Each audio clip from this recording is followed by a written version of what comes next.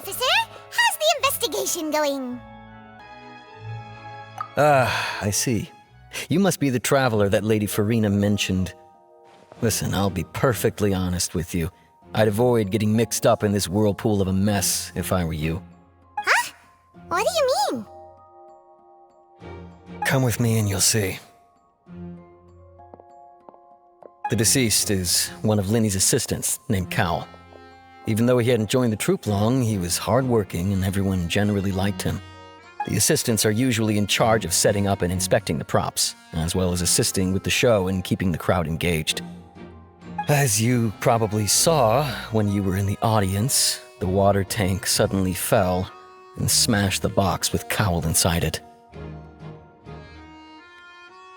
This is the real mystery. We've already searched the scene and were unable to find any traces of the girl. However, if you look carefully, the box was positioned directly under the water tank. The ropes holding the tank were then burned by the pyrotechnics on stage, causing them to snap. All these factors lining up so perfectly makes it hard to see this as a mere accident. If anything, the more logical explanation is that the whole incident was intentionally planned, and Lyney is the most likely person to have access to all these areas. But he doesn't have a motive! Are you both good friends of his? Well, you can't say we're good friends, but we've known each other for a little while. So in just a short time, he was not only able to win your trust, but even convince you to act as his attorneys. I know there's no such thing as magic. The real trick of a magician is holding the audience in the palm of their hand. I've seen a lot of cases, and I can tell you that people are the least reliable kind of evidence. Sorry, I tend to be pretty straightforward. Just know that I'm warning you for your own good. Anyway, you may investigate the scene of the crime yourselves if you're curious. Who knows, maybe you'll be able to come up with some new evidence.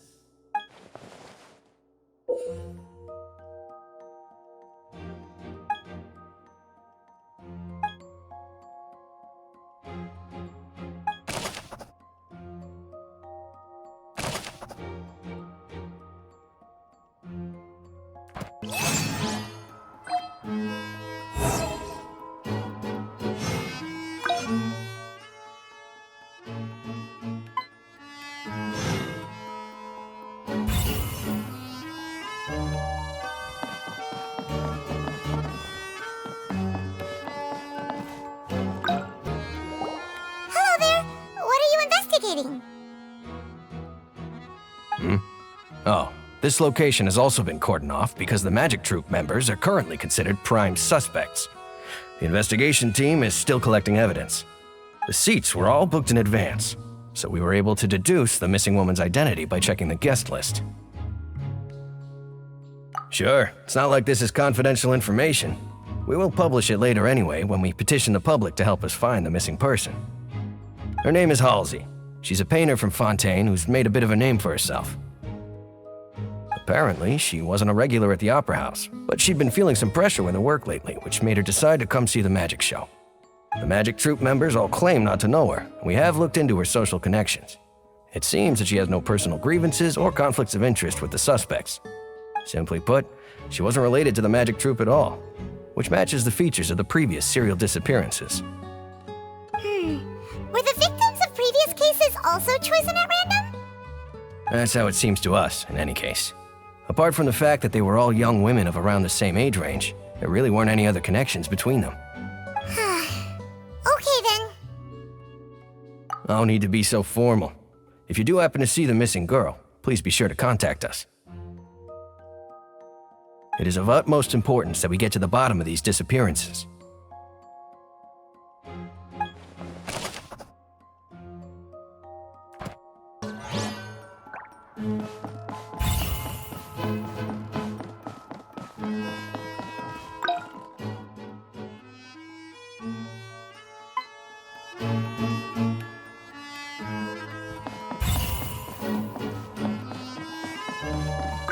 So this is the rope that broke and caused the water tank to fall. The rope looks pretty durable. How can it be burned through so quickly by fireworks? Why are you suddenly so serious, Traveler?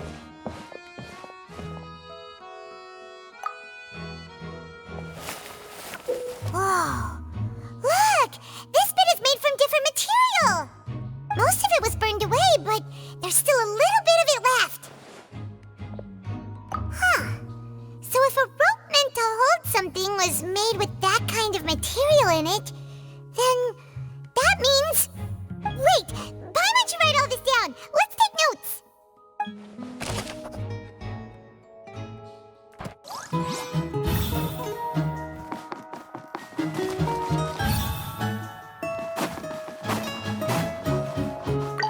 see that you're investigating the area.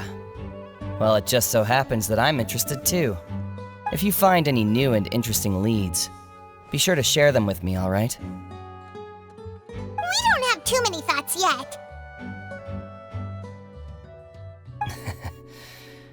Then why don't I tell you my hypothesis first? The way I see it.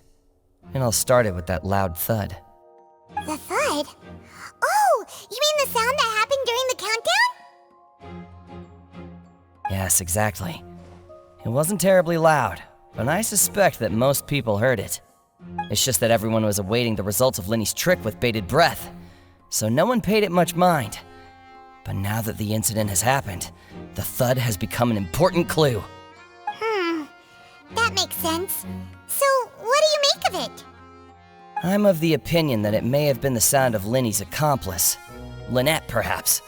Jumping atop the water tank, or something like that. And when the pyrotechnics went off, she cut the rope, sending the water tank crashing down. But wasn't the noise we heard too loud for that? Perhaps the balance wasn't right, leading to a particularly rough landing. Oh, that's true. I suppose I must reconsider. That does remind Paimon, though. What was with that sound?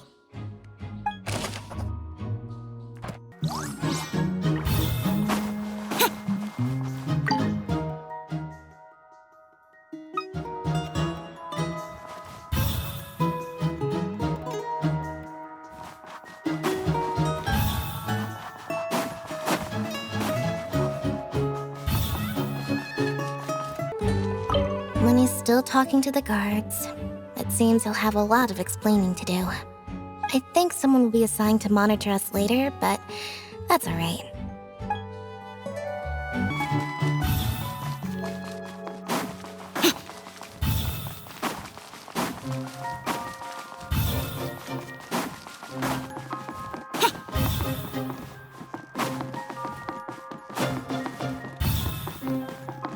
The investigation team has some new findings. Turns out there's an issue with the random number selector after all. See, I told you. What if the machine picked some big guy's seat? You think the murderer would have still made his move then? Sorry to interrupt, but we're helping Lyney and Lynette with their side of the investigation. What were you saying about the number selector?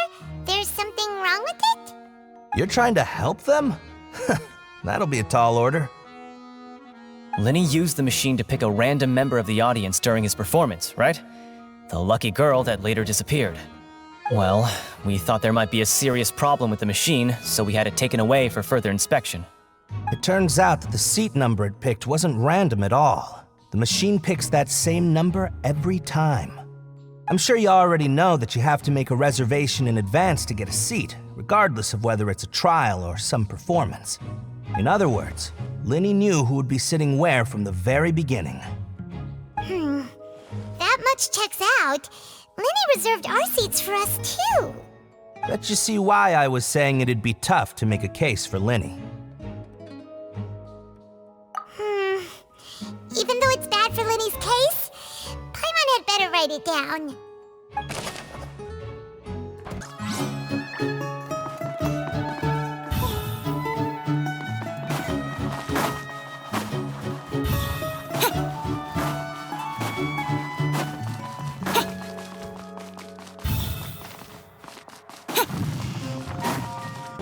Hey, you!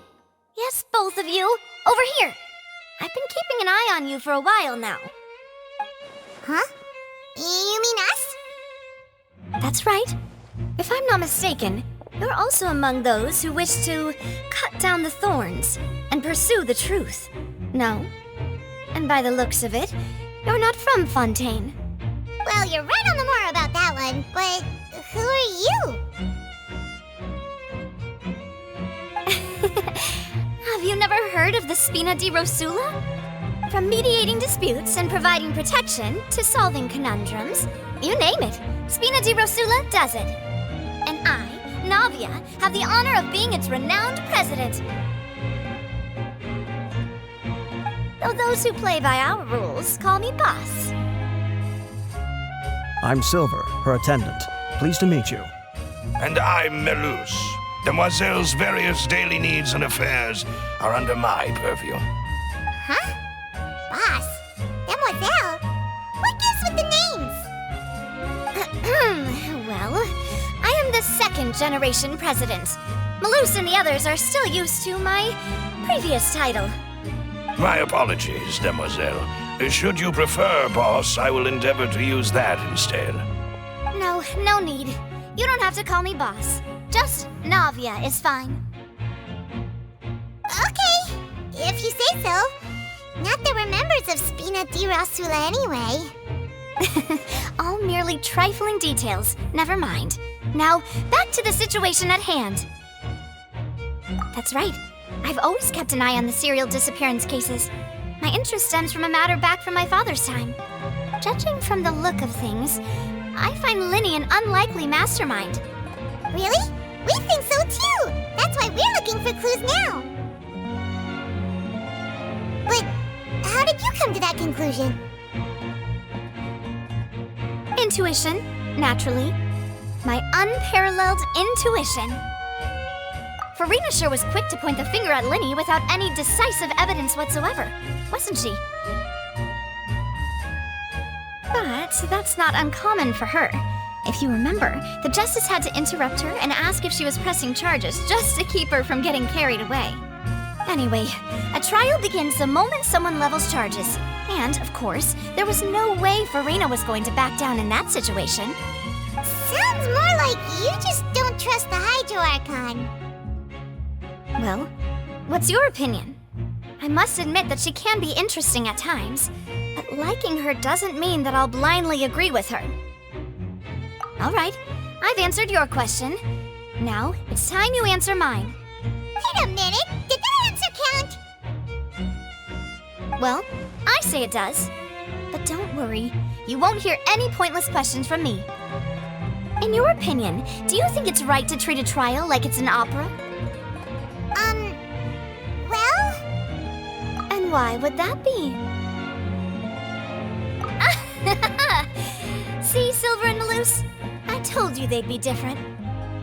Most astute of you, Demoiselle. I, too, think that the Traveler's response was most excellent.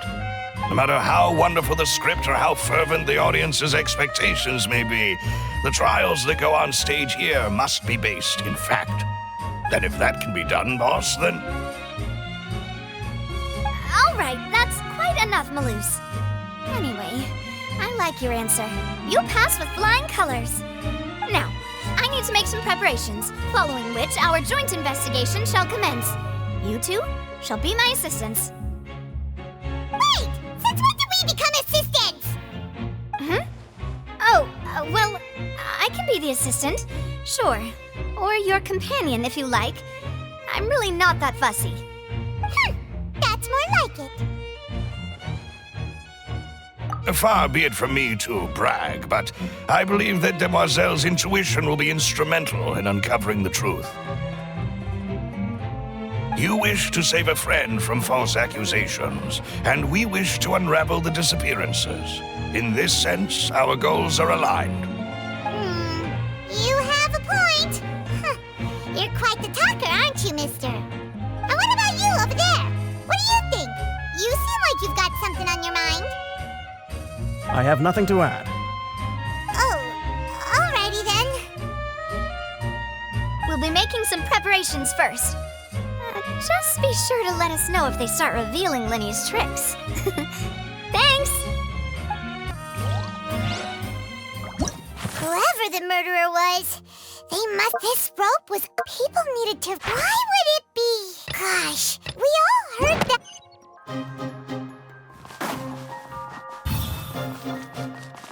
Sorry, but no one can freely enter or exit the Opera House at the moment. If you wish to leave, you must register your identity with us first. No, we're not leaving. We're representing Lyney and Lynette as attorneys, so we're investigating the case. Were you always guarding this entrance? Yes, after the Chief Justice gave the order, everyone coming in or out must undergo a strict inspection. So the missing girl couldn't have left from here. At least, not from that point on. I doubt there was much opportunity then, either. How can you be so sure, Well, because I was in charge of security near the entrance at that time. I couldn't see Lyney's performance from here, which was quite a shame. Just my luck. But still, I did not abandon my post, and I stayed put no matter how loud the applause was. If someone had so much as even approached the door, I would have noticed it, let alone if they had tried to leave. We Melusines are good at that sort of thing, you know. So, it's safe to say the girl couldn't have left through here. Alright, thank you for your help. This will be useful info.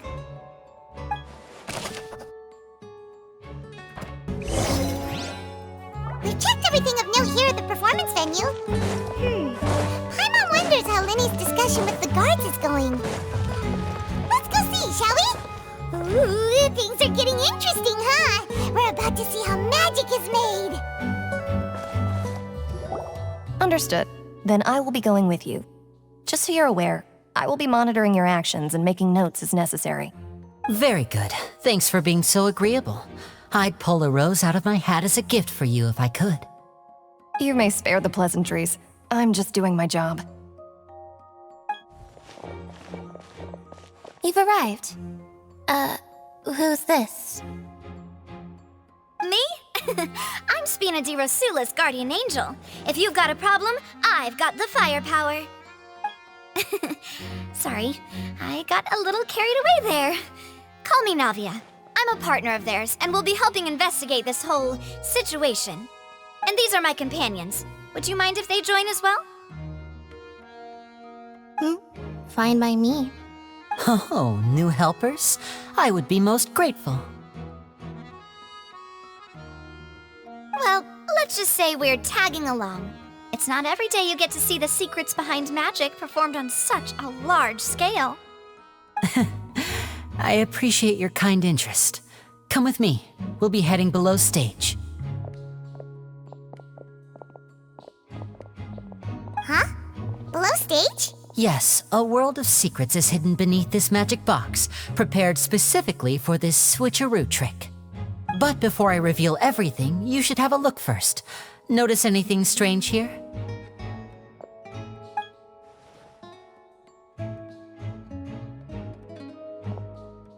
I'm not trying to be dramatic. Remembering the details of a trick will help you understand the methods used to perform it more easily.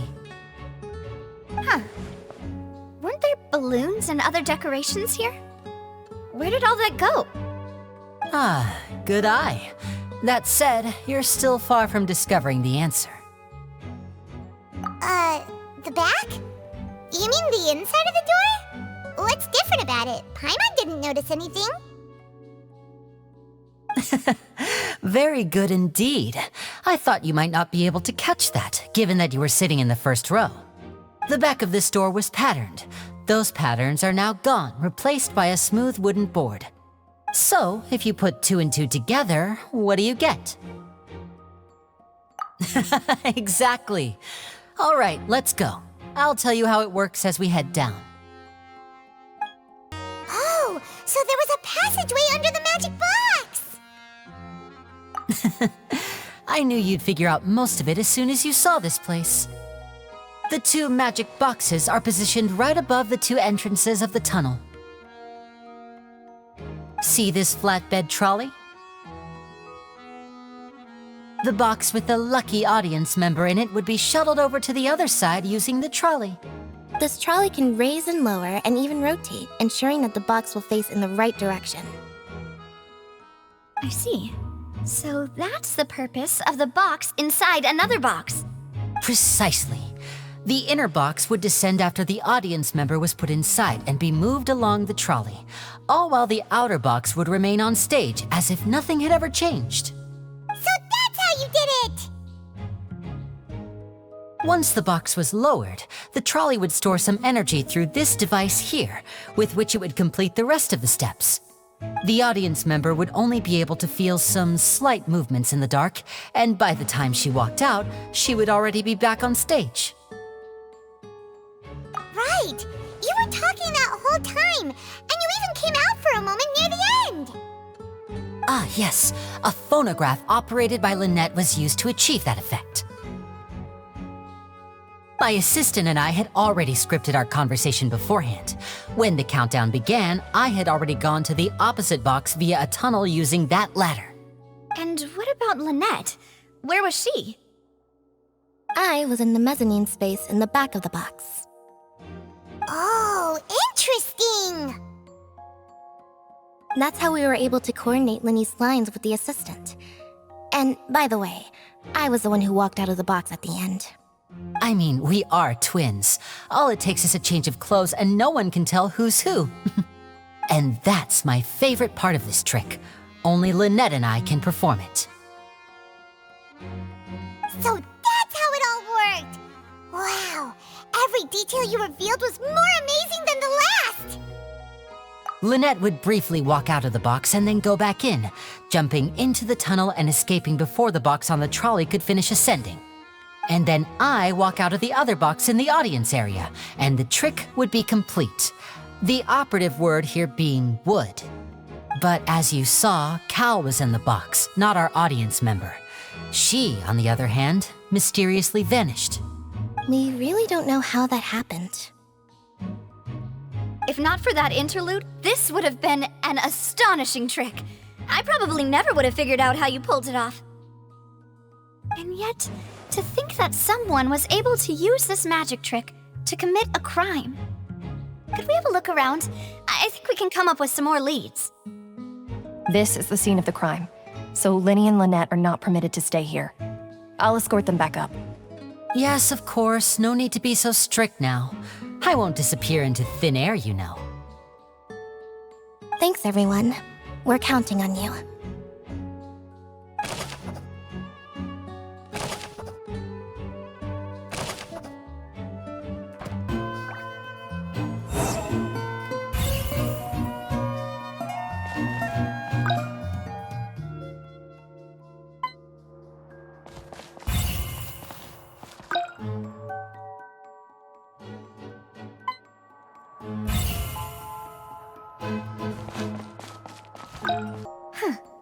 What's this? Looks like a hook tied to the end of a rope. Huh? There's all kinds of odds and ends here. Perhaps it was a prop for a different trick. But why would it have been left here? Whatever it is, let's make a note of it first.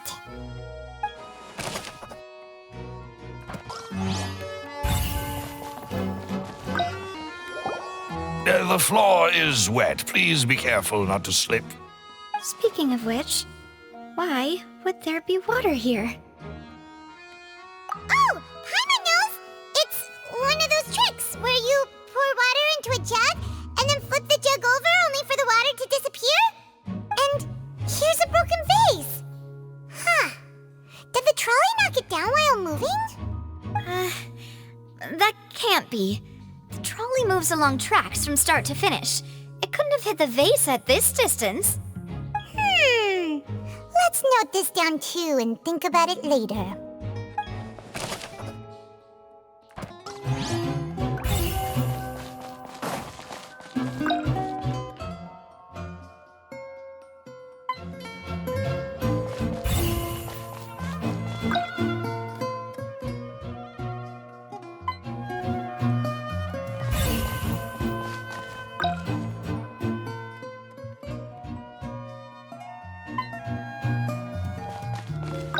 What is this place? It seems someone could fit through here. Could this have been the suspect's escape route? Alone, perhaps. But if they had to pull another person with them, the space would be too narrow. But there are no other ways in or out of here. Oh, you're right! Let Paimon write that down.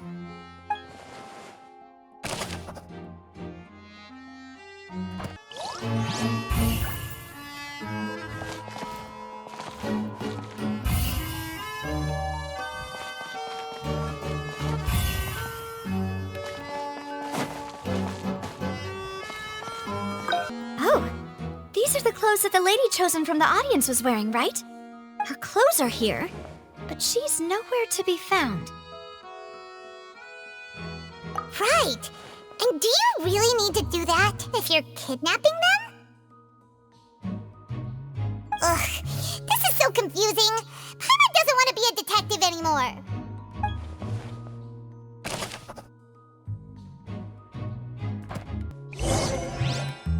Seems we're just about done investigating down here. Yes, let's head back up.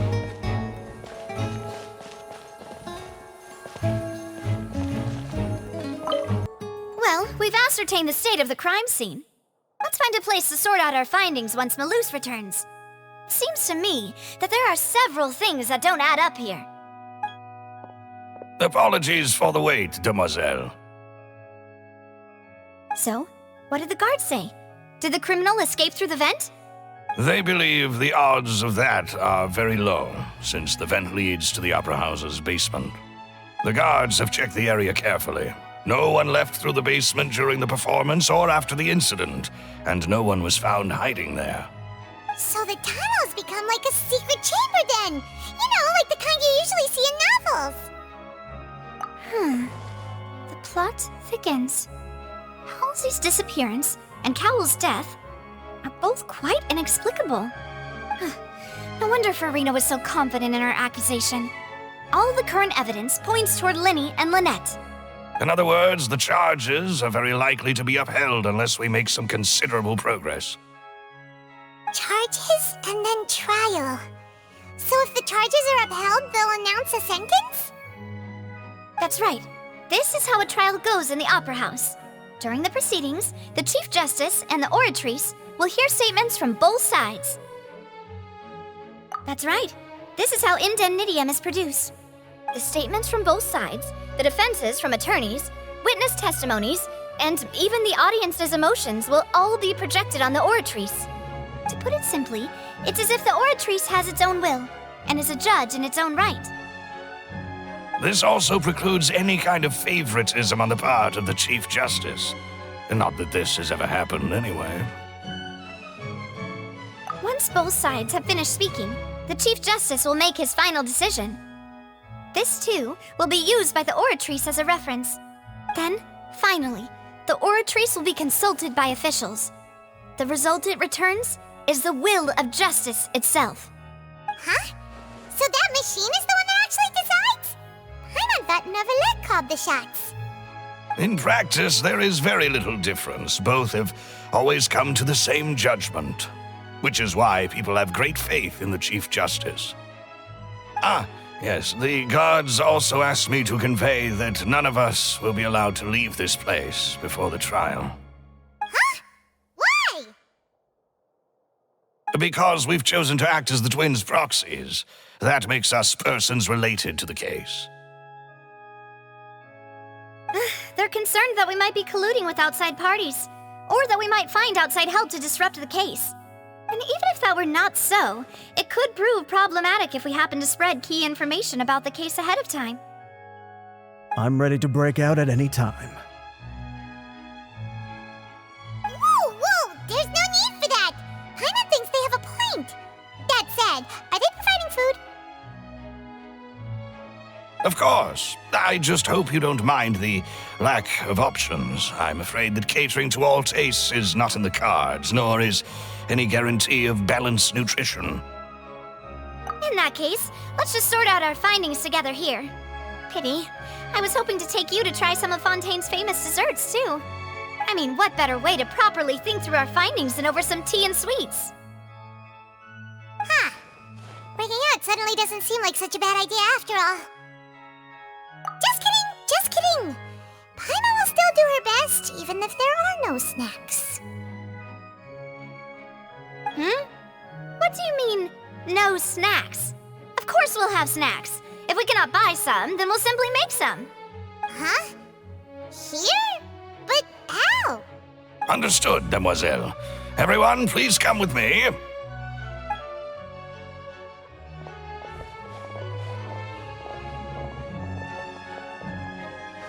Wait, you're carrying a portable stove with you? Yes, I must be prepared to meet the demoiselle's baking needs whenever the fancy strikes her. I have eggs, sugar, and almonds at the ready. Good work, you two. Then I'll get to it. Please sit tight for a moment. You'll get to taste my awesome snacks soon enough. These three are quite the interesting group. And Paimon thought it smelled good while it was still in the oven! Oh, it's even better now. Paimon can't stop drooling. From the way you had these two guys carrying all that stuff around, Paimon thought you'd have them do more during the baking process. But you ended up doing the entire thing by yourself! Beating the egg whites, grinding almonds, everything! I was applauding. And I was giving encouraging smiles. Paimon was just thinking, aren't you worried about getting your fancy dress dirty beating egg whites and baking like this? Well, I don't think it's carved in stone anywhere that fancy ladies can only read books, sip tea, ride horses, and play the piano. I just really enjoy making snacks. Don't underestimate beating egg whites, by the way. It's a real arm workout. You also need to beat them to just the right consistency, or your macarons will crack.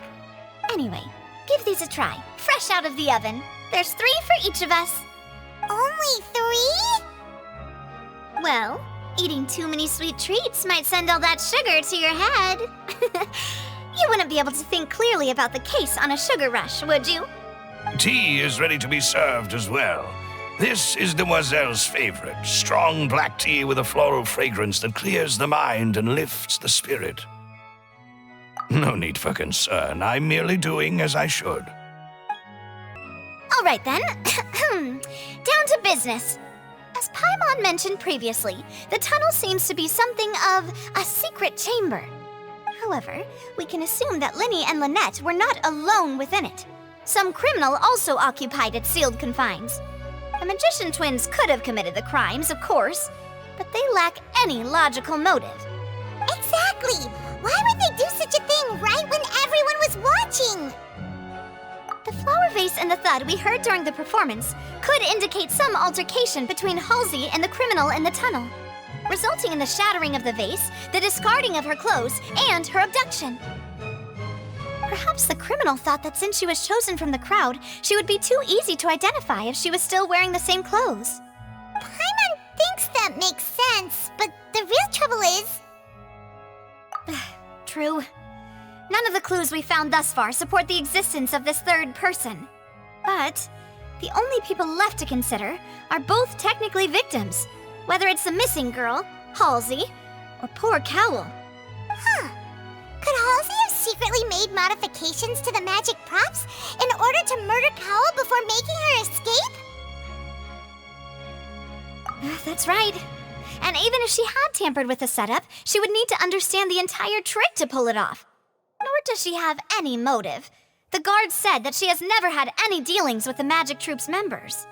Were we not thorough enough in our search? From the sound of things, this is turning into an impossible case. Your macarons are amazing though, Navia. They smell great! They're nice and crisp and super sweet! They are my specialty after all. And I see you've already had 5 of them. What? 5? Oh, that can't be right! Paimon only counted 3, honest! Please don't worry about it. At my age, a few less sweets might actually be a good thing. No! Being greedy is one thing, but Paimon knows how to count. Besides, Paimon knows that if she ate too many, then others wouldn't have enough. Wait, even you don't believe Paimon? How could you? If Paimon ate those 2 extra macarons, then may they turn into stone in her stomach! All right, we get it. Well, I suppose one of us might have gotten too engrossed in our chat and eaten them by mistake. No big deal. Lelouch, set up the stove again if you would. Huh? What are you doing? Making sure everyone gets 3 macarons, of course. Exactly. We don't want to trouble you. As you wish, demoiselle. And I have the egg, sugar, and almonds. Well, this really is your hobby, huh?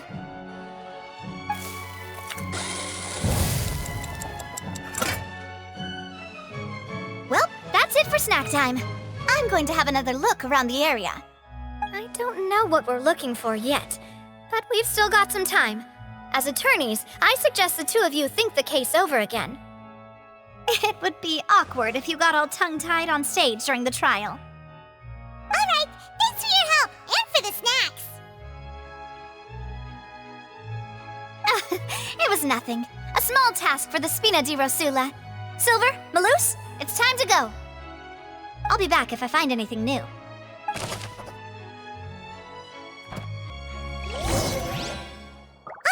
It's time to put our heads together. We've got to get our defense ready for the trial. Oh, it's probably gonna be a long and difficult case. There's no point in worrying about that now. We just need to prepare. Here, take Pylon's notes. They should help you review the situation.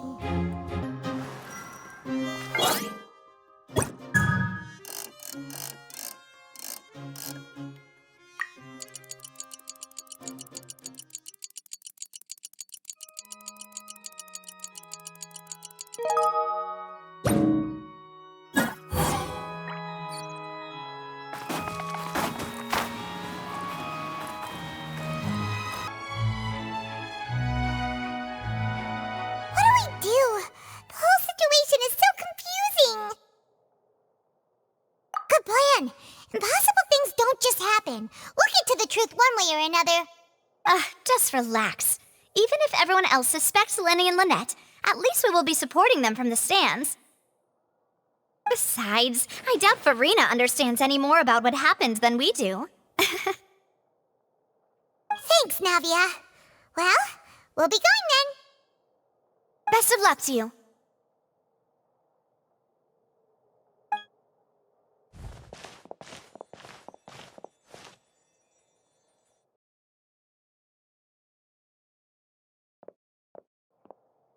Ah, finally, you're back.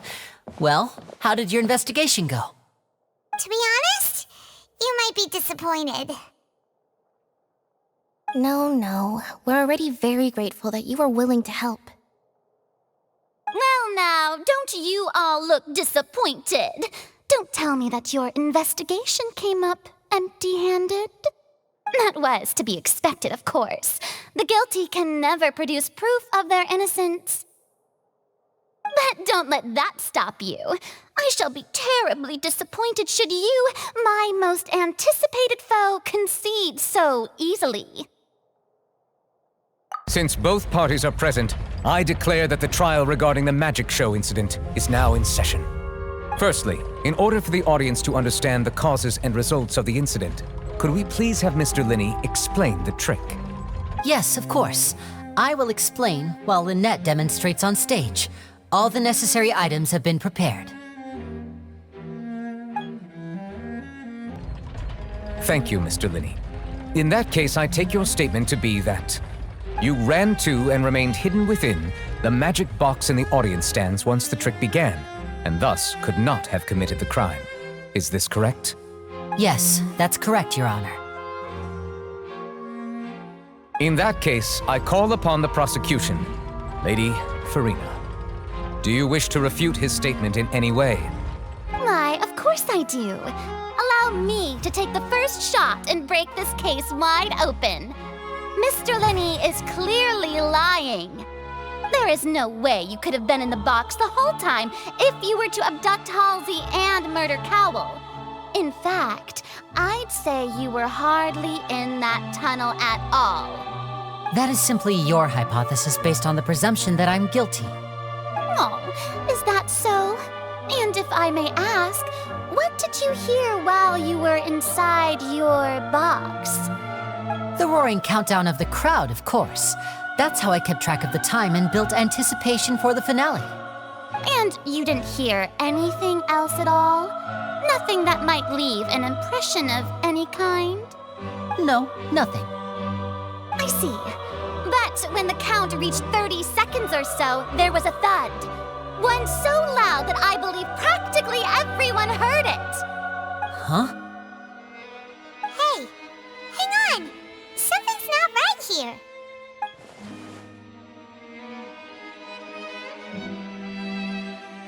Yeah, I'm sure he could have heard a noise that loud from inside the box. I was right by the box and I definitely heard the thud. Look at those scales. Could those mean... Well then, ladies and gentlemen, allow me to use the words of the magician himself. You never know what can happen in the blink of an eye. Indeed, it seems his alibi can also collapse in the blink of an eye. Of course, I have armed myself to do far more than smash your alibi. Confidence cannot go unfounded, and my foundations are rock solid. Tell me, aren't you and Lynette actually from the House of the Hearth? The House of the Hearth? No wonder they did something like this. So the serial disappearances were the Fatui's doing. Now it all makes sense. I've got a feeling that what happened on stage probably wasn't just an accident. That's irrelevant. Our identities have nothing to do with what happened. Indeed. Then perhaps you could tell us everything that happened during that 1 minute. Your first priority is to prove yourself innocent after all. I'm sure there is little that needs to be kept secret now. Unless your script already has holes in it. The Outlander is speechless. My, oh my, don't they look flabbergasted? Now comes the infighting and discord, I suppose. This was almost too easy. Good thing I made all those preparations. Seems the all-nighter I pulled last night is really paying off. Hey, Lyney! Why didn't you tell us this before? Order! Order! Mr. Lyney, allow me to re-establish the facts. Lady Farina has raised 2 points. First, when the thud was heard in the Opera House, you were neither in the box nor the tunnel. Second, you and Ms. Lynette are both members of the House of the Hearth. Are these claims true?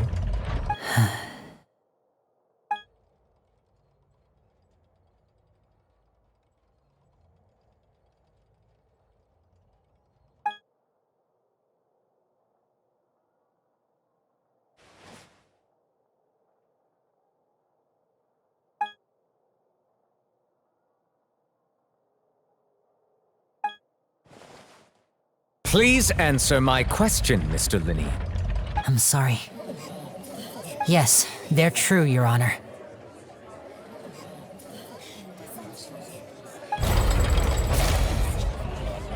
I knew it!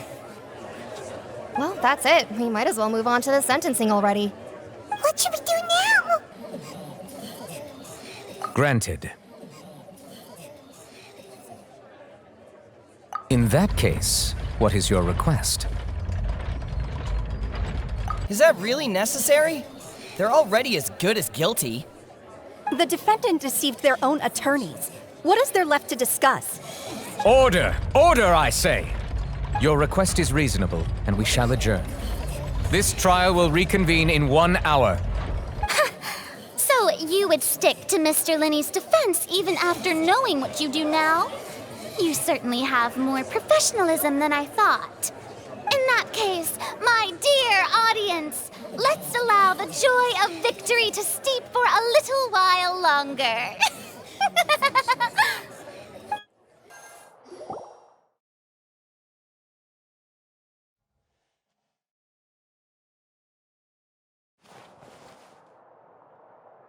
Well, this is awkward. I didn't think the Hydro-Archon would dig all that up. I'm sorry, Traveler and Paimon. Yeah, sorry. Paimon just knew where to start. We trusted you two. We based our entire reasoning on the assumption that you weren't bad guys. Not to set the wrong tone or anything, but Paimon's really mad! I'm very sorry. I know you're angry, and reasonably so, but please, let me explain. I know you've clashed with the Fatui several times before. I wouldn't be surprised if just hearing the word is enough to make you upset. But our organization is very, very large, and the Harbingers have very different personalities and goals. Right now, we want to save people. As many as we can. That's right. I'm sure we're on the same page when it comes to this nation and the disaster that its people might face. I knew if it weren't for our respective identities, we could become good friends. That's why I didn't wish to flat out lie to you, but chose to hide some details instead. The truth is very important, but being completely transparent about everything would see us spending more effort than we need to. Right. So, you be the judge. Heck, if I were you, I fear that I'd even struggle to trust me at this point. You met a Fatus who works as a magician, a trickster by trade. All by coincidence, too. But still, I'm asking you to trust me. I am no criminal. At least, not in this case. Sorry. Please forgive us. Well, you both say that, but... Right, let's hear your answer first, and no lies now! Of course. I'll answer any question you ask. We've been trying to find out how the Oratrice operates. We want to know why it has a consciousness. Why can it deliver sentences accurately? During our investigations, we learned that the machine's core is beneath it. From that moment on, Lynette and I have been designing this box swap trick, with the objective of getting close to the core. Is that why you needed a whole minute? That's right. In truth, the audience would take about 75 seconds to count down from 60, while I would only need 15 to get to the opposite box. So, after jumping into the tunnel, I accessed the Opera House basement via the vent, and went to investigate the room in which the core is stored. That air vent was created during the construction of the tunnel specifically to execute this step. Well, nothing. As soon as I reached that room and was about to investigate, I heard someone's voice. Which should have been impossible, of course. I was quite certain that I was the only one in the room. That voice seemed to recognize me and tried to speak to me. I chose to err on the side of caution and retreated the way I came. On the way back, I saw the broken vase and the clothes on the ground, but the countdown was almost finished, so there wasn't time to give it any thought. After that, the homicide occurred just as you saw. Well, that explains why you didn't hear the thud. Because of that prophecy I told you about, of course. We must know all we can about this nation's secrets in order to deal with that prophesized crisis. That's the only way we can save everyone. So, there you have it. The whole truth. I swear, I didn't hide anything from you this time. It was never my wish to proceed under this cloud of mistrust either. But like I said earlier, you can be the judge. If you want to leave because you don't trust the Fatui, there's nothing I can do to stop you. Well, Traveler, you decide. Paimon will follow your lead however you choose.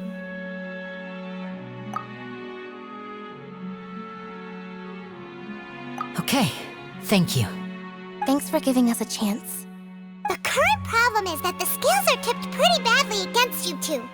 If we want to refute the Hydro Archon's accusations, we're gonna need a seriously watertight defense.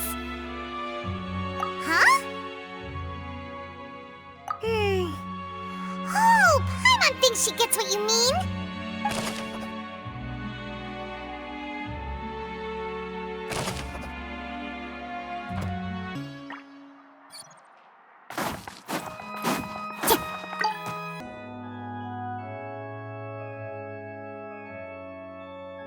Both parties have returned to their positions. Let us continue the trial. When last we left off, Mr. Lyney acknowledged the new evidence presented by Lady Farina as fact. Therefore, Lady Farina may continue stating her reconstruction of the events. Ugh, that took long enough. Now then, if everyone would lend me their attention. At this stage, let's revisit that scene from Lyney's perspective.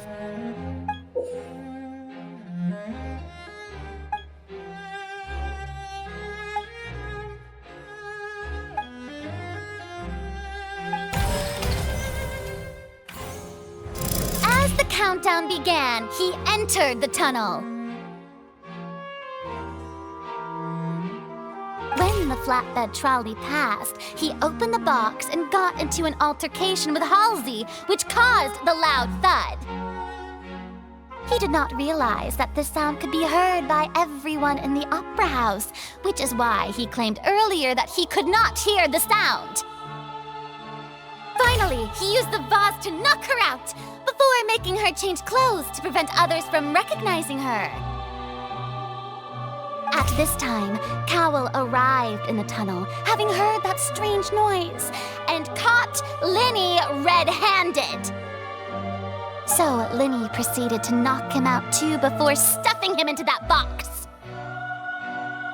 Afterward, Lyney passed the unconscious Halsey to his accomplice through the magic box in the audience stands, before operating the devices such that Cowell's death would be ruled an accident.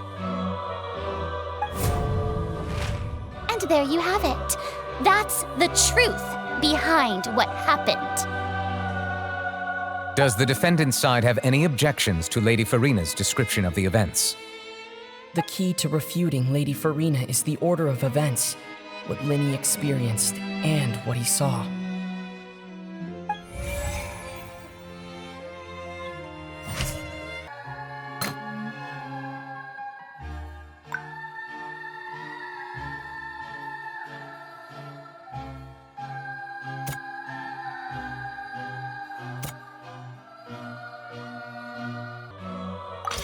According to Lyney, he left via the vent after entering the tunnel. He couldn't have had that altercation with Halsey.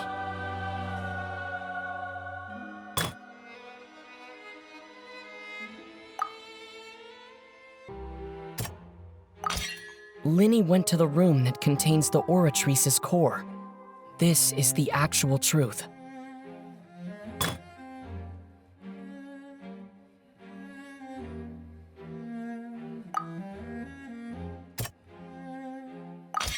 Lyney did not take part in the underground altercation.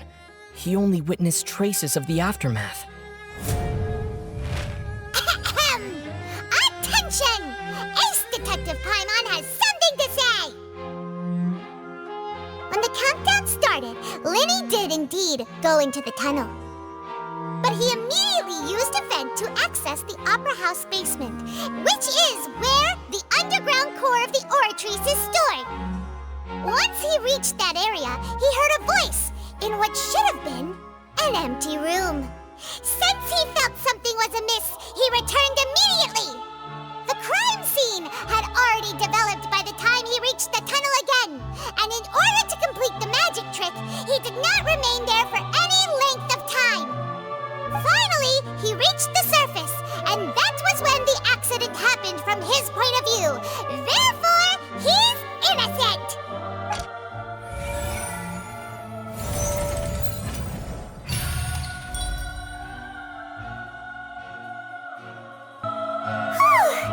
Paimon did it! Paimon actually managed to say all that! Wasn't it awesome? In other words, you believe that he knew nothing of the incident? That's right! My reasoning? If that's the case, then if Cowell hadn't entered the tunnel, who was the entire setup meant to kill? Assuming that what you say is true, Lyney only needed to kidnap the young girl to cause a new disappearance case. What would the point of killing someone on stage be? Oh, they have a point. That's right, you tell them! And that's why they're partners of mine. They've managed to turn things around. Oh, well, your denial is very strident, I'll give you that. But what proof do you have to back your claims? Of course I do. If he had been in the magic box the whole time, how could he have not heard that sound? Why do you ask? You're saying that he wasn't?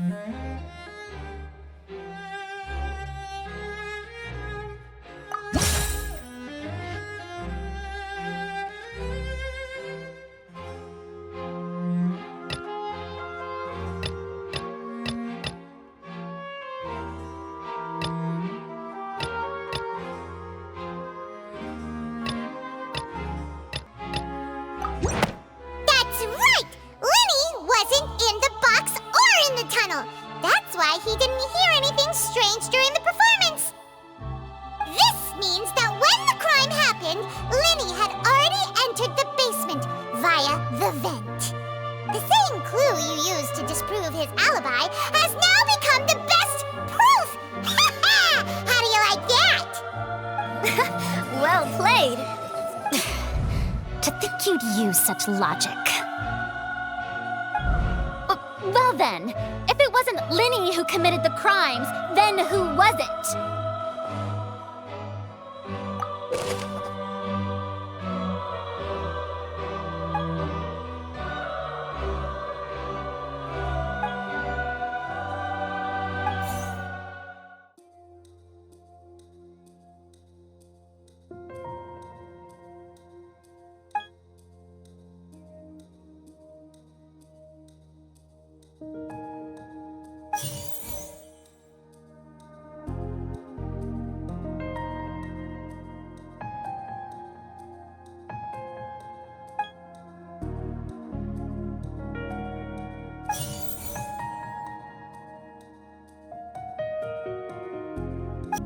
The deceased's name is Cowell, Lyney's assistant.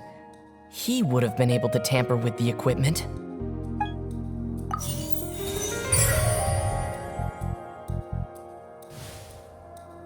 Huh? That can't be right. Are you serious? The killer was, in fact, Cowell, the deceased! Oh, is that so? How interesting! Let's hear your reasoning then. What I must do next is recreate the truth, what Cowell did, and how he went from would-be perpetrator to victim.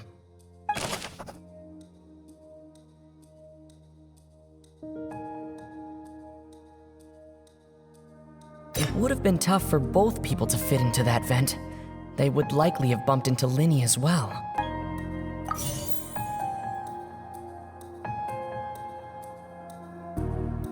The sound we heard may have come from a clash between the missing hulls.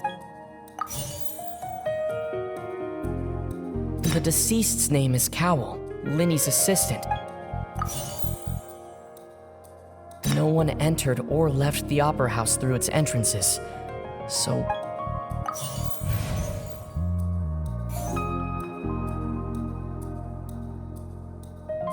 Lyney was not in the tunnel at that moment. Halsey's clothing was in the tunnel.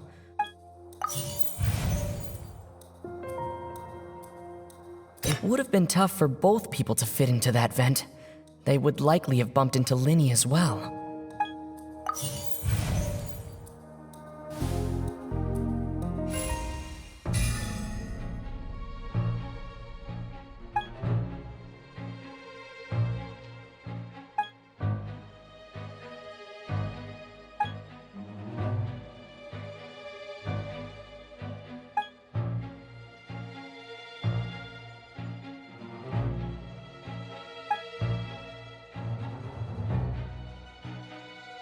What's wrong, Traveler?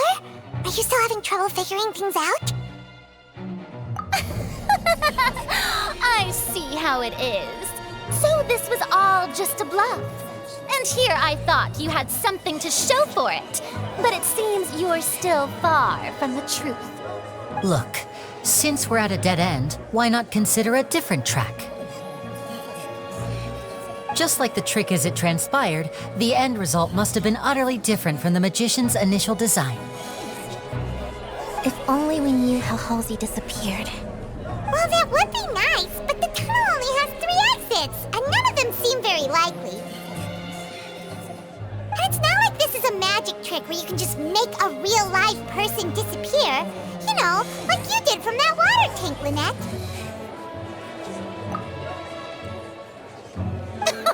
Excuse my interruption, dear opponents, but do you not see that the crowd is growing impatient? There is no greater sin in this opera house than an awkward delay in the performance.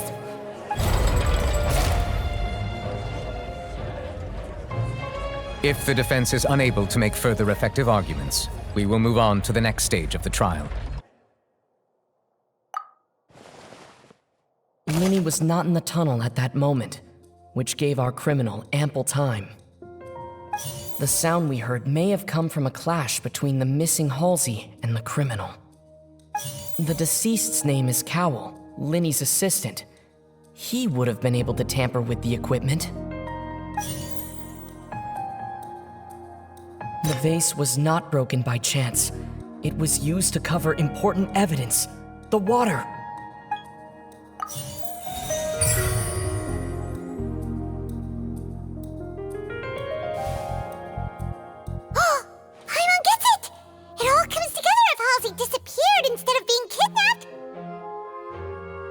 Lynette escaped from the water tank, vanishing gradually and leaving only clothes behind. If there's a similar method where a person could be transformed into water... Just a moment, please. I do hope you know how preposterous you sound at the moment. How could a person ever be transformed into water? This is reality we're talking about here, not some magic trick. Must we really?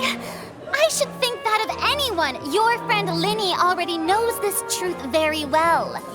Magic tricks are ultimately just illusions and misdirection. But Halsey's disappearance is very real. We're talking about two completely different things. Even so, I trust the Traveler's judgment. The truth must be out there somewhere. Perhaps some new line of reasoning may open if we try to gather all the focal points that don't make sense. Since Cal was the deceased, we haven't placed much attention on him. But given that we aren't making much progress with the case, it wouldn't hurt to have a look at his belongings, would it? People really do come up with all sorts of harebrained schemes when at the end of their rope. The way I see it, your suggestion that we broaden the scope of our investigation is nothing but a tactic for stalling the trial. Nevertheless, I believe that this is a reasonable request on the part of an attorney. Since the trial does indeed appear to be at an impasse, I believe that additional evidence may help us make more progress. Guards, please step into the lounge and examine the personal effects of the deceased, Cowell. We are still examining the items, but we have already made critical progress that we feel must be shared with everyone post-haste. We discovered several test tubes of fluid within Cowell's baggage, each labeled separately. The notebook in his backpack claims that these fluids are water from the primordial sea. The primordial sea? The note's contents also indicate that Cowell belonged to an organization that sells illegal drugs and that he had an accomplice. The notebook has many entries concerning safe usage of these fluids, in which the keyword dissolve appears many times. One of these tubes was labeled Opera Epiclese, along with yesterday's date. It is empty. The notes also state that these dissolution properties work exclusively on people from Fontaine. It's likely that Halsey was chosen as some sort of test subject. As such, we believe that the defense's hypothesis is, in fact, supported by sufficient evidence. You've got to be kidding! People dissolving into water? Could something so ridiculous actually be true? Wait a moment. This reminds me of a certain prophecy, but it's just a coincidence, isn't it? Huh. If people can become water, does that mean that the water tank's real use was as a means to hide water stains? And if Cowell was targeting that girl... Wait just a minute. Could that mean... You two, with me, quick! Demoiselle, wait! What about your partners? Let's go. Just trust me. Order! Order! It is undeniable that further examination of the deceased's personal effects has yielded some surprising results, but we cannot yet verify the veracity of these clues. Still, let us assume that these clues are indeed authentic, albeit with the understanding that Ms. Halsey has yet to be found. Guards, please continue examining the items along these lines. Mr. Lyney, it appears your hypothesis is supported by the evidence, so please continue speaking. Of course. Thank you, Your Honor. If we uphold this hypothesis, I believe that many of this case's seemingly unrelated clues can be connected together. Right! Like the metal hook! That one didn't make sense at all. Let's think about this. Cowell's methods must have something to do with that water from the primordial sea.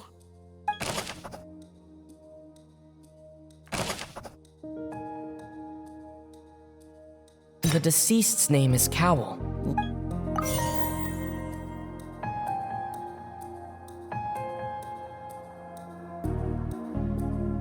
The rope that held the water tank up was lit by the fireworks and snapped. As such, the focus here is on the water and not the tank. The water from the primordial sea should already have been prepped before Halsey entered the magic box. Now it seems like the hook rope was not meant for another magic trick, but was instead some form of triggering mechanism.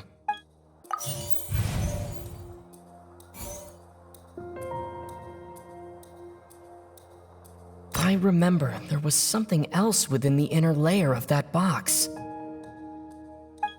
Lynette was in the magic box on stage. I remember there was something else within the...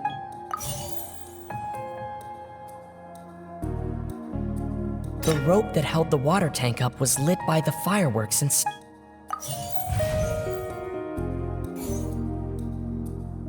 Now it seems like the hook rope was not meant for another... I remember there was something else within the... Lynette was in the magic box on stage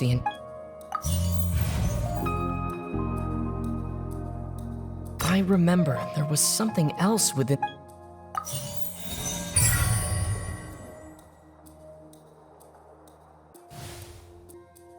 It's Ace Detective Paimon's time to shine again!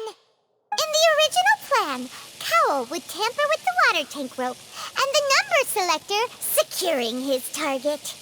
When the magic box containing Halsey was lowered, the metal hook would retract gradually and pierce the balloon at the top of the box. When the balloon attached to the box popped, the water from the primordial sea inside it would pour down and dissolve Halsey. Afterward, Cowell would enter the tunnel and break the flower vase to conceal the water inside the tunnel, with the remaining evidence being covered up by the water tank on stage. But he encountered something unexpected in the tunnel, and wound up being fatally hit by the same water tank he meant to use to cover his tracks. Huh, that does make sense. That actually links together a lot of the more confusing pieces of evidence. Oh dear, what do I do? Even I think they sound convincing now. Have I falsely accused an innocent person? What a humiliation. Now, it seems like the only point of contention remaining is the exact circumstances that led to Cal's death. His notes mentioned he had an accomplice who could be related to the situation. On that note, the guards have just contacted me indicating that they uncovered new evidence. I shall now invite him on stage to share it with us. Thank you, Your Honor. We were just inspecting the luggage of the other people involved in this case. And we found an identical sample of the water from the primordial sea among Lyney's personal effects. What? That can't be. Oh, I see. Well, how wonderfully comedic to have your own counterattack only to come back and wound you. Does Was this not clear all doubt? My dear citizens, my loyal audience, allow me to present my reasoning and bring this performance to a swift close. Lyney did not need to take part in the dissolution of the young woman at all. Indeed, he did leave the scene via the vent. Having made modifications to the props beforehand, his accomplice Cowl then caused Halsey to vanish using the water from the primordial sea. But upon his return, in cruel avarice, Lyney desired sole credit and prepared to do away with his partner in crime. Ultimately, he knocked Cowl out, and the tool meant to cover the crime up also became a murder weapon. Now, as much as I regret having come to such a viciously straightforward conclusion, it does seem that the famed Fatui is quite the cold-blooded and ruthless organization. Am I right, Mr. Lyney? We've used up all the evidence we collected. There's no way for us to make a rebuttal here. Is this the end of the road?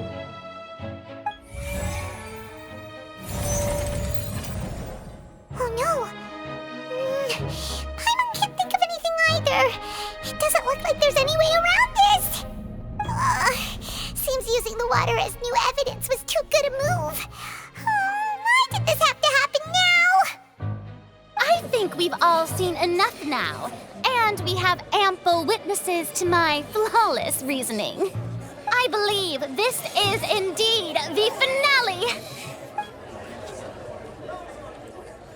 Now then, my good, noble Chief Justice, should we not, in your view, move...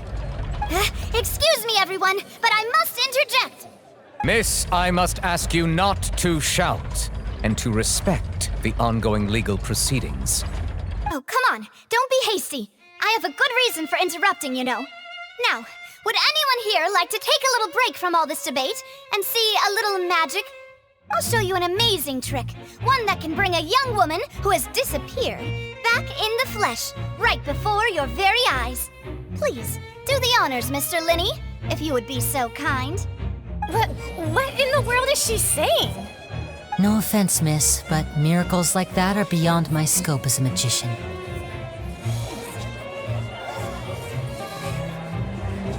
Come on now, don't be silly. Magic is all about misdirection, isn't it? It often conceals the truth while presenting a fascinating illusion. But once everyone believes the illusion, can't magic reveal the truth to them once again? And wouldn't such a trick be the most marvelous finale to today's performance? Come on, Lyney and Lynette, give it another go. Don't worry, Spina di Rasula has made the necessary arrangements on your behalf. But as the magic makers and stars of the show, I think I should leave the final performance to you. I understand.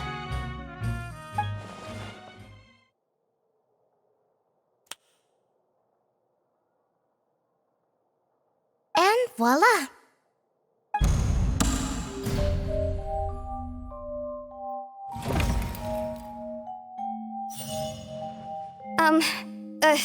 Sorry for the interruption.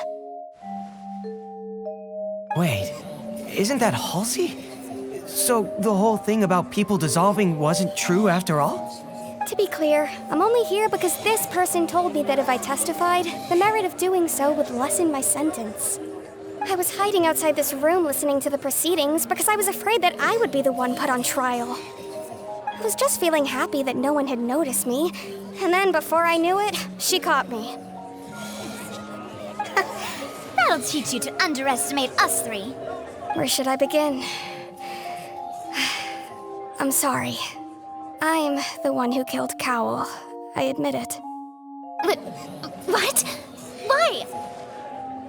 Firstly, my name isn't Halsey. It's Lillian, and I'm originally from Mondstadt. I heard that Lyney's show was gonna be a real thriller, but I missed the chance to buy a ticket, so I stole one. That's how I make a living.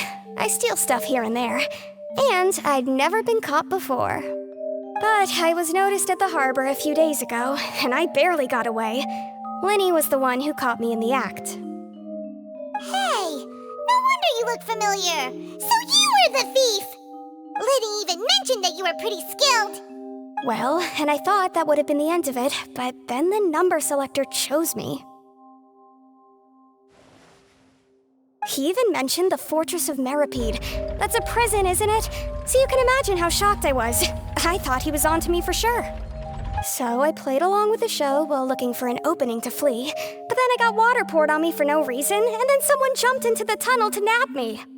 I wasn't going to take that lying down, so I knocked him out and stuffed him into the box. There was nowhere to run from there, though, so I had to change my clothes and hide in a box containing performance costumes. I slipped out after the first guard arrived at the scene and continued hiding inside the opera house. Can a person even hide in there? But I swear I didn't know that the water tank would fall down. Really, I swear it. Had I known that, I wouldn't have put him in the magic box. I may be a thief, but I'm no killer. Well, that makes everything pretty clear now, doesn't it? This time, we need to tell the entire story from Lily-Ann's perspective.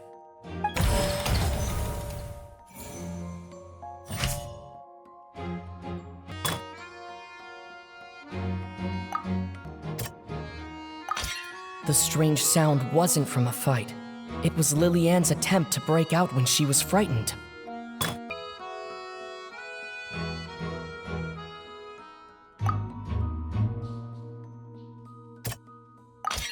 The flower vase was not broken to cover anything up, but was smashed during the struggle between Lily-Ann and Cowell.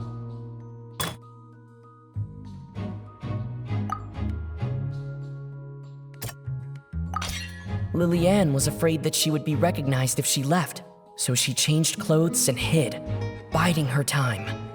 Just what one might expect of an experienced thief.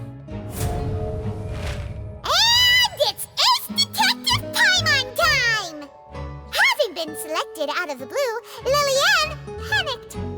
Her panic only intensified after she entered the tunnel and had water poured on her head. So she kicked the door open, producing the thud we all heard.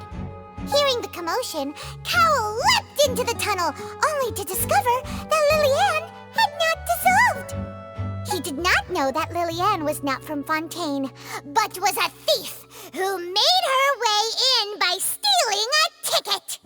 Mistakenly believing that the water from the primordial sea needed time to take effect, he tried to force Lily-Ann back into the box. The two broke the flower vase during the struggle, but Lily-Ann came out on top, knocking Cowell out and putting him in the box. With no way of escaping, she changed her clothes and hid in the costume trunk until the performance ended.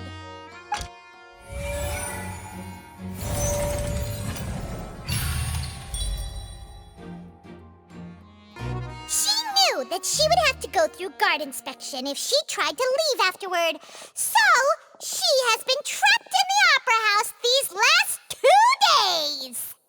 She had already become desperately hungry by the time we were chatting over macarons, so she swiped 2 of them right under our noses. Talk about a sneaky thief. At this point, all the events that happened in the tunnel have now come to light.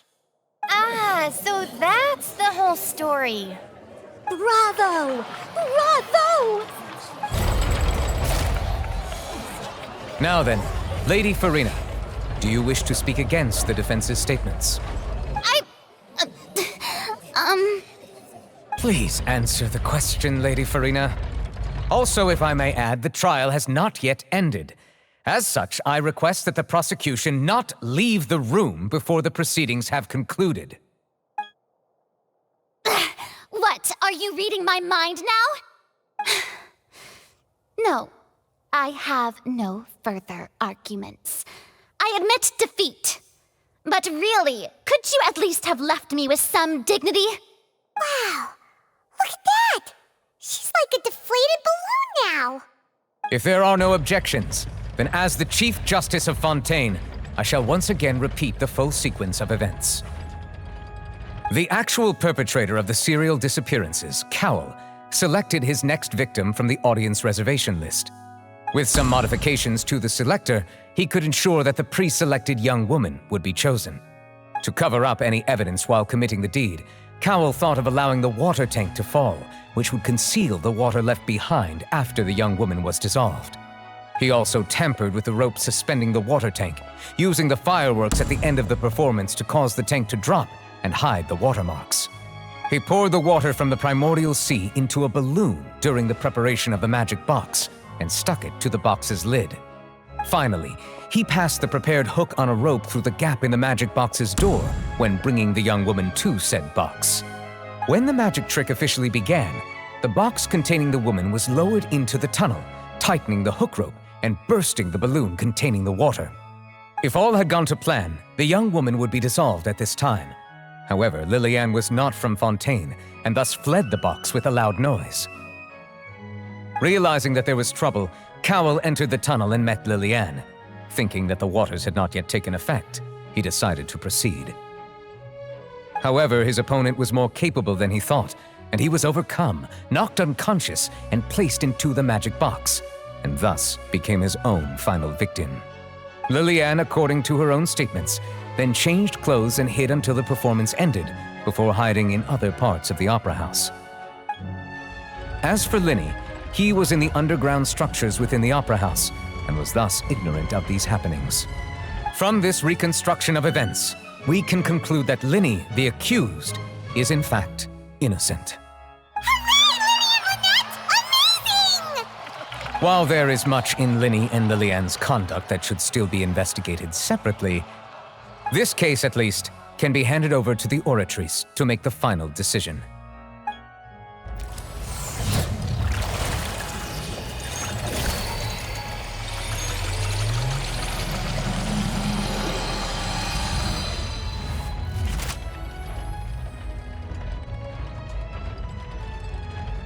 As such, Lyney and Lynette are officially declared not guilty.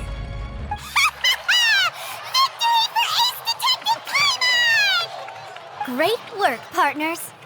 Thank you all. Thank you so much. Next, I think we deserve an explanation, Guard Vaughn. How did you find the water from the primordial sea in Lyney's baggage? Right! Your discovery caused me to make a serious mistake, you know. Or was that not a discovery, but false evidence that you dared to bring before this court? I suspect that the accomplice mentioned in Cowell's notes was not Lyney, but you, yes? I'm sure you know what you must do to lessen your sentence. Speak quickly! Unless you want to earn yourself a one-way ticket to Coupon Town. I was just following orders. We were supposed to place blame for the serial disappearances onto Lyney, and thus cause suspicion to fall on the Fatui. The higher-ups said this was the best opportunity to do so. And now that your plan has fallen through, and the secrets of the water have been revealed, you have become a liability to said higher-ups, yes? Therefore, you would be wise to tell everything you know, and seek the protection of the guards. Yes, I'll tell you everything I know. Our boss discovered that the water can cause people to dissolve. It can also be made into a potion, which when extremely diluted, can cause people to experience unforgettable exhilaration. We've been in this business for a while now, and have made decent mora off it. The disappearances were also the boss's idea. I mean, this is the boss we're talking about.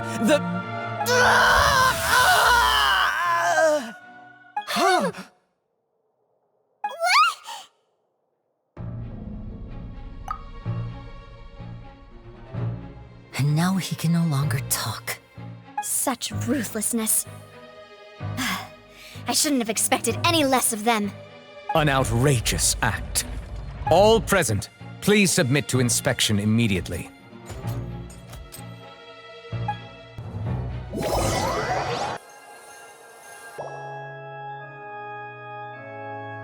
So, we're just going back now? That's true, but... Traveler, Paimon, please wait. Lyney... I know you may not want to speak to me right now. Maybe you don't even want to look at me. But still, let me thank you again for defending me to the end. even after you learned that I'm a member of the Fatui. I guess. But regardless, I'd like the opportunity to set things straight. I didn't approach you with any ulterior motives or ill intent. I've spoken to you as myself, just plain Lyney this entire time. As for why I'm a Fatus, it's because the goals of the House of the Hearth align with those of an orphan like me. That's all. That was how Father, who you might know as the Knave, approached recruiting us back then too. A knave? The one who controls the House of the Hearth? She's your father? That's right. And since we're here, I was wondering, would you mind hearing a story? It's about my past. Back when our parents first died, Lynette and I were left wandering the streets. To survive, I took to surreptitiously observing an older street performer who did magic. It took me several days to figure out how he pulled off his amazing tricks. I took my sister through several streets until we found a crowded corner, and we began to perform magic tricks there. To my surprise, we proved to be pretty popular, and we could at least stop worrying about where our next meal would come from for a time. But I didn't want my sister to remain a street rat together with me forever. Before long, an aristocrat came to me and claimed that he wished to take us in after watching my performances. So you went from orphans to nobility just like that? That was how we felt at first too. As if fate was on our side and we could say goodbye to those painful days. But I gradually discovered that while we were called foster children, he was really after my talent for magic tricks. He would constantly take me to all sorts of banquets to garner attention, which he would then use to expand his social circles. That doesn't seem too bad either. Better than roaming the streets at any rate. It took a while for me to realize just how dark his heart really was. After one particular performance at a banquet, I discovered that Lynette was not on the same return vehicle as me. I waited a long time after we returned home, but she did not come back. I went to that noble's bedroom and asked him about her whereabouts. The answer he gave me was, she caught the eye of the most eminent person at the banquet, so I sent her over as a gift. I mean, you'll be able to perform your magic regardless of who your assistant is, yes? Oh no. So he was gonna... But wouldn't Fontaine's laws deal with such people? As far as outsiders are concerned, this is a relationship akin to adoption or foster care, and they have their ways of escaping the eye of the law. I managed to ferret out the location of the mansion of that so-called eminent person and hurried through the night. But by the time I leaped over the walls, avoided the guards, and made my way in, all I saw was the moonlit ground covered in blood, and the knave standing there in the darkness. So, she'd already taken care of that guy. That's right. She had rescued my sister before she could come to any harm, and had even discovered several girls hidden in a basement, all of them orphans. Father, the knave, might have seen something in me, and so she made me an offer. The House of the Hearth welcomes you, for your interests align with ours. Here, none will ever betray you. Indeed, betrayal shall never be permitted here. I was hesitant to trust her. I had just been betrayed by nobles. But she was also quick to destroy the noble who had taken us in at first, giving us back our freedom. Oh, so that's how the two of you joined the House of the Hearth. She has her own plans. She has gained permission from the Tsaritsa to first use the Gnosis' power once she obtains it. She plans to use it to find a way to break the prophecy and save Fontaine. So, she believes in that prophecy too? That's right. The whole House of the Hearth is currently working to combat that crisis. Today's case has also proven that people from Fontaine can indeed dissolve into some sort of water, thus further supporting the prophecy. All of us house members here, Lady Arlecchino herself included, are from Fontaine. We won't give up on defending our homeland. To us orphans, the only connection we have left to this world, apart from our family, is our homeland. So, from small deeds like distributing magic pockets to huge schemes like stealing a gnosis, everything is aimed at dealing with that prophecy. It's all right. I understand. The only thing I can do is relate all this to you.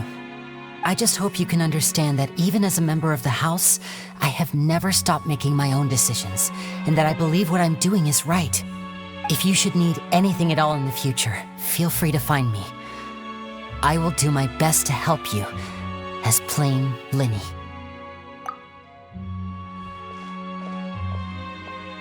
Bye, Lyney.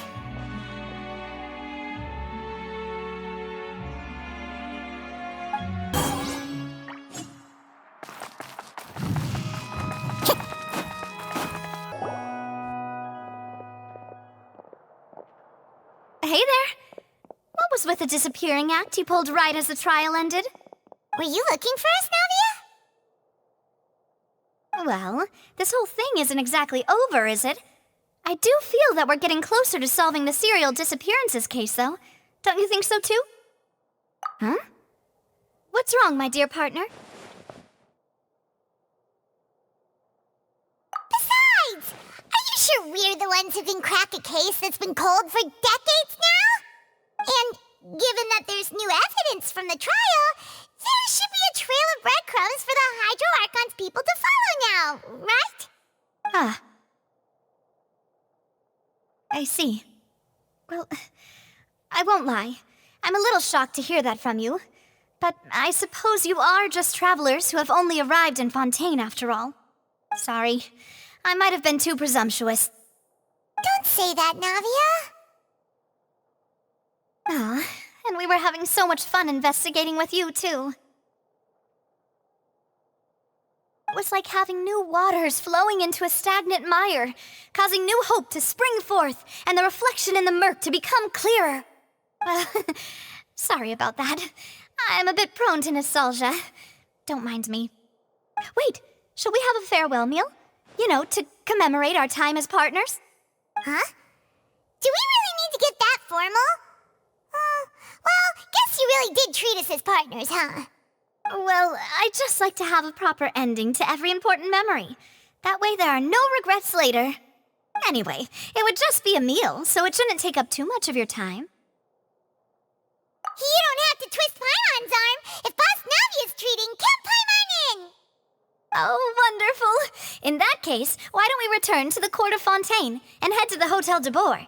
I believe we'll make it just in time for dinner.